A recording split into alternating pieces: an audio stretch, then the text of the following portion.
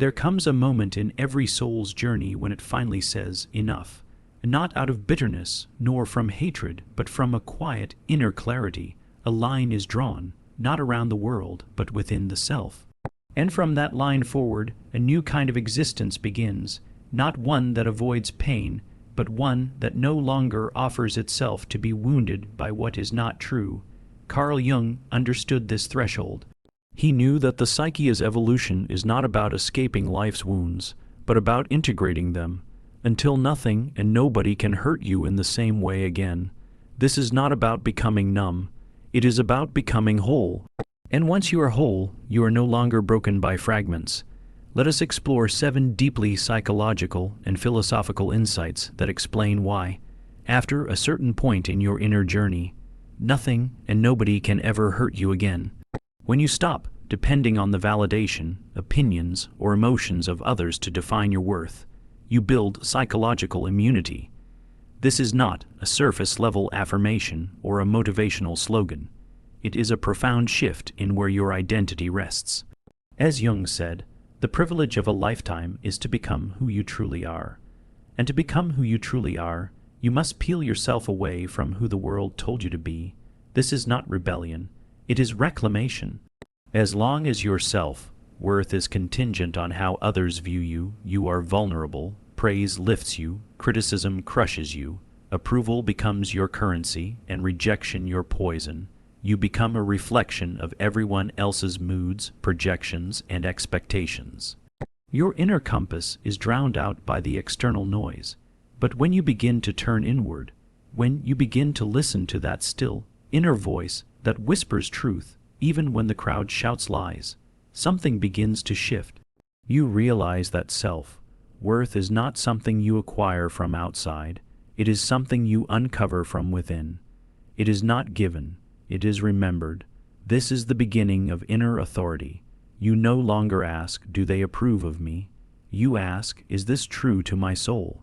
You no longer need the applause. You no longer fear the silence. You trust yourself, not because you believe you are perfect, but because you are finally real. With this authority comes a kind of immunity, not against pain, but against injury to the soul. Someone may still insult you, but it no longer cuts to the core. Why? Because you know who you are, and what is known cannot be wounded by what is false. Carl Jung knew that the world is full of projections. People see not you, but their story about you, their fears, their shadows, their desires. When you anchor your identity in their story, you are at their mercy. But when you root yourself in your own center, in yourself, you become unshakable. This is not arrogance. It is sovereignty. You do not dominate others. You simply stop letting them dominate you. You do not become invulnerable. You become indivisible, whole. So when someone tries to hurt you, manipulate you, or diminish you, they find no grip. No open wound, no hidden hook, because you are no longer seeking from them what you have already found in yourself. That is how psychological immunity begins, not with walls but with roots, not with defenses but with presence. And once that inner authority is born, nothing and nobody will ever hurt you the same way again. When you stop trying to control other people's behavior, emotions, or opinions, you begin to reclaim the energy that was never yours to manage in the first place. So much of human suffering arises not from what people do to us, but from our failed attempts to make them do otherwise. This futile quest to bend the world to our liking, to make others less painful, less cruel, more attentive, more loving. It is exhausting, and worse, it is impossible. Jung reminds us that we cannot save others from themselves, nor should we. The boundary between your soul and theirs must remain sacred. The need to control is often mistaken for care. You think you are protecting someone. You believe that your worry is love, but beneath this effort is fear. Fear that if they do not change, you will suffer, and so your peace becomes tethered to their transformation. Your happiness becomes hostage to their behavior. And in that entanglement, you become endlessly wounded. But the moment you release the need to control, you create space for liberation, not just for them, but for yourself. You no longer live as a manager of other people's shadows. You return to what is yours, your mind, your body, your choices, your values. This is not detachment, it is devotion to the sovereignty of the self. This doesn't mean you stop caring. It means your care is no longer coercive. You can love without interference. You can support without rescuing. You can witness without absorbing, and in doing so, you remain intact. People will still act out their pain. They will still project, reject, and misinterpret. But now you are not in the arena. You are not the sponge. You are the observer, the one who sees clearly, acts wisely, and remains rooted. When you stop needing to control others, you are no longer at their mercy. You realize that your peace is not dependent on anyone else's maturity, emotional availability, or approval. And that is a radical kind of peace, the kind that cannot be stolen. Jung knew that true power is not found in domination, but in individuation. The more you differentiate from the chaos of others, the more whole you become. And in that wholeness, you are no longer touched by the storms outside. They swirl, but they do not enter. So let go, not of love, but of illusion. Not of people, but of the grip you once believed you had to keep. Let others walk their path, you walk yours, with clarity, with compassion, and most importantly, with freedom. And in that freedom, you'll find a truth more profound than protection, that you are already safe, not because the world is gentle, but because you are no longer hostage to it.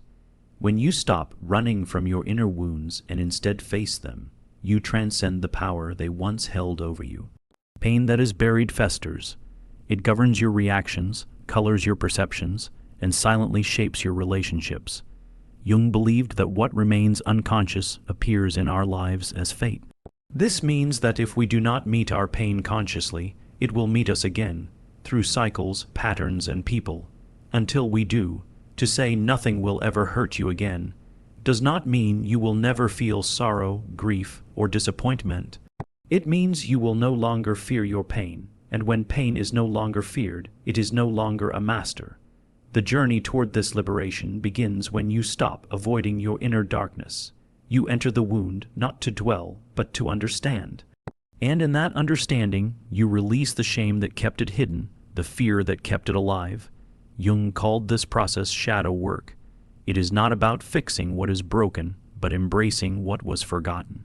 Your anger, your sadness, your jealousy, your fear, they are not enemies, they are signals, messengers. They are the parts of you that were once abandoned and now seek reintegration. When you allow yourself to feel deeply without judgment, you begin to alchemize pain into wisdom. You realize that the wound was never the problem. It was your resistance to it that hurt the most. Once you surrender to the experience and walk through it with awareness, its grip loosens. You are no longer the child reacting. You are the adult witnessing, choosing, transforming, and with that comes incredible freedom. No longer afraid of your feelings, you stop blaming others for them. No longer driven by your past, you begin to create a different future. You don't need the world to avoid triggering you. You have outgrown the trigger. It no longer finds a home within you. This is where real healing begins, not in erasing the past, but in reclaiming your power from it. The memories may still arise, but now they pass like weather. They do not define the landscape. You've changed. You've grown roots. You've seen your darkness and chose to love it. And that love, radical, compassionate, fearless, is what renders the world less threatening. Because now, your deepest pain has been seen, felt, integrated. There is nothing left to fear. That is why nothing and nobody will ever hurt you again, not because you have built walls, but because you have walked through them. And you discovered what once controlled you no longer owns you. When you recognize that not everyone deserves access to your energy, your time, or your attention, you begin to draw sacred boundaries, not to punish others, but to protect the essence of your becoming. Jung taught that individuation, the process of becoming who you truly are, requires separation. It demands that you discern which relationships nourish your growth and which quietly undo it. Many people fear boundaries because they associate them with rejection. But boundaries are not walls, they are bridges. built only for those willing to meet you with the same respect and responsibility that you give yourself. Without boundaries, you become diluted, spread thin, emotionally entangled, and psychically exhausted. You say yes when you mean no. You allow what hurts simply because you fear being alone. But when you remember that solitude is not emptiness, but sacred space, you begin to choose differently. You no longer chase after people who make you doubt your worth. You no longer beg to be understood. You no longer explain your soul to those committed to misunderstanding it. Instead, you become selective, not out of superiority, but out of self-respect. You realize your energy is a currency, and you stop investing it in bankrupt dynamics. You begin to align your time with truth. You surround yourself with presence, not performance, with depth, not drama. This is not cruelty. It is clarity. It is the understanding that your inner peace is more important than keeping the peace with those who disturb it. And in this clarity, something profound happens. You stop being available to harm, not because the world changes, but because you no longer enter the rooms where harm is disguised as connection. You leave conversations that cost your dignity. You exit patterns that mirror old pain. You walk away, not in anger, but in wisdom, because now you recognize the signs. You see the red flags not as puzzles to solve, but as warnings to heed. And in doing so, you teach others how to treat you, not with lectures, but with example. Your boundaries speak louder than your words. Your peace becomes your loudest answer. This is when life begins to change. You attract differently. You engage differently. You love differently. Because now, you love yourself enough to walk away from what doesn't. And this is how nothing and nobody will ever hurt you again. Not by closing your heart, but by opening your eyes. When you stop expecting the external world to provide lasting fulfillment, you shift your orientation from dependence to self-sufficiency. This does not mean you detach from joy or connection. It means you stop outsourcing your wholeness. Jung believed that the true source of meaning comes from within. When we stop expecting others, careers, or achievements to complete us, we reclaim the responsibility of our own soul's nourishment.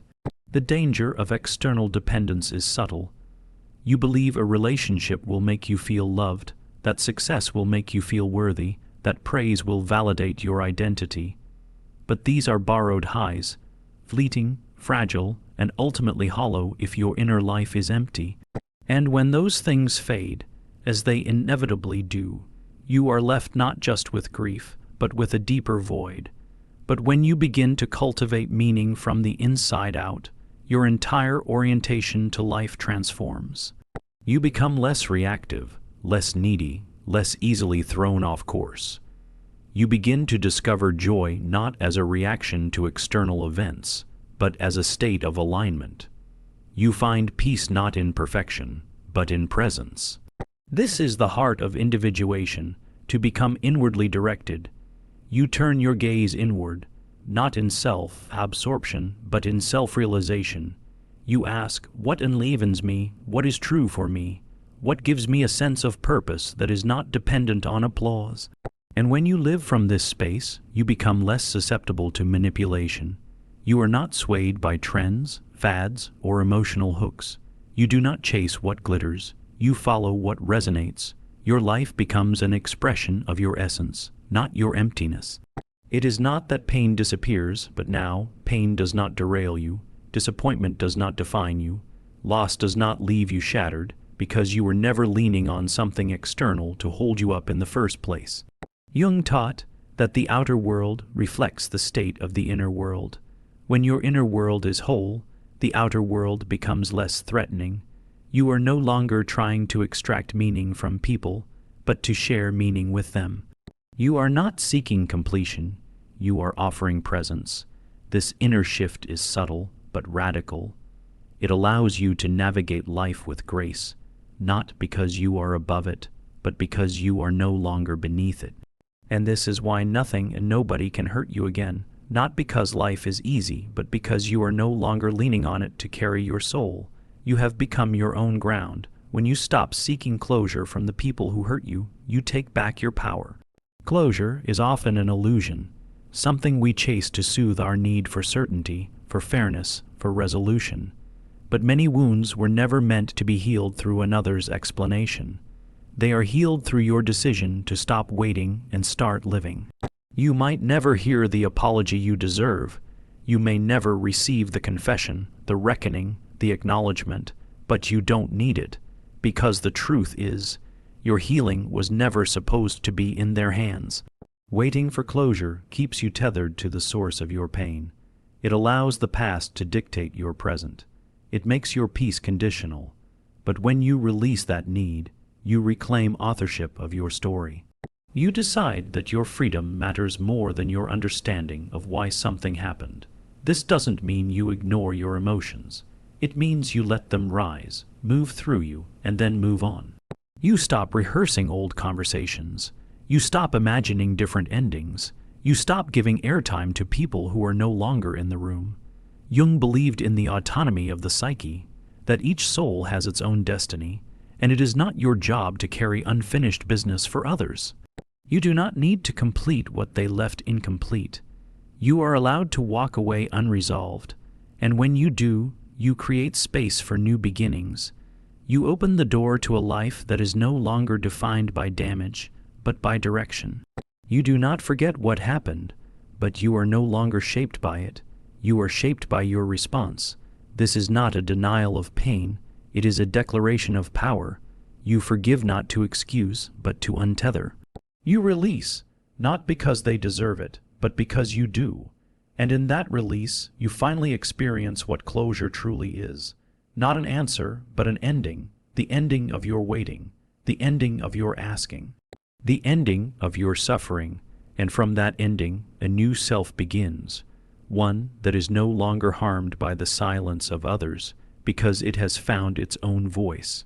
That is when nothing and nobody can hurt you again.